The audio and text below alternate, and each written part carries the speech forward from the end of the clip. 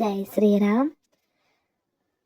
విష్ణు సహస్రనామాలు అసలు ఎలా వచ్చాయంటే తెలుసుకునే ప్రయత్నంగా శ్రీమన్నారాయణుడి ఆరాధనలో విష్ణు సహస్రనామ స్తోత్రానికి ఎంతో ప్రాధాన్యం ఉంది.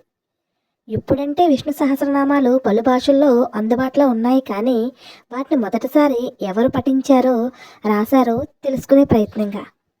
విష్ణు సహస్రనామాలు అంటే విష్ణుమూర్తి గొప్పతనాన్ని కీర్తించే 1000 నామాలు.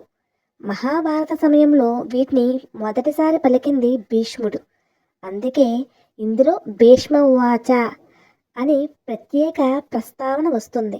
కురుక్షేత్ర యుద్ధ సమయంలో అంపశయ్య మీద ఉన్న భీష్ముడు విష్ణు సహస్రనామాలను వినిపించాడు.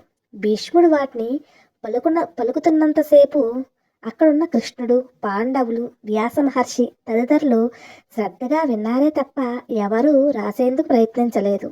అంతా అయిపోయాక వాటిని గ్రంథస్థం చేస్తే బాగుంటుంది అనే ఆలోచన అందరికీ వచ్చింది. అప్పుడు శ్రీకృష్ణుడి సలహాతో సహదేవుడు ఈశ్వరుని పూజించి స్ఫటికను పొంది దాని సహాయంతో ఆ నామాలను మళ్ళీ వినిపించేలా చేస్తే వ్యాస మహర్షి వాటిని లిఖిత రూపంలో నమోదు చేశాడు.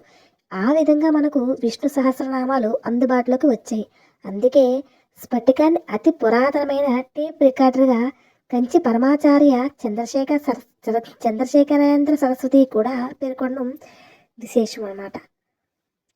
అయితే భక్తులు తెల్లవారుజామునే వైకుంఠ ద్వారం గుండా లోపలికి వెళ్ళి భగవంతుని దర్శించుకొని పర్వదినం వైకుంఠ ఏకాదశి, అదే ముక్కోటి ఏకాదశి.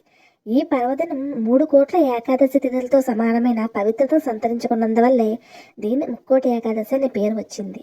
ఈ రోజున ఉపవాసం ఉండి విష్ణు సహస్రనామాలను పఠించడం వల్ల విష్ణుమూర్తి అనుగ్రహం కలుగుతుంది. పద్మపురాణం ప్రకారం విష్ణువు ఉద్భవించిన శక్తి మొర అనే రాక్షసుని సంహరించిన రోజు కూడా ఇదే. శ్రీరంగంలో రంగనాథస్వామి ఆలయంలో వైకుంఠ ఏకాదశి ఉత్సవాలు దాదాపు 22 రోజులు చేస్తే తిరుమలలో 10 రోజుల పాటు వేడుకలు నిర్వహిస్తారు.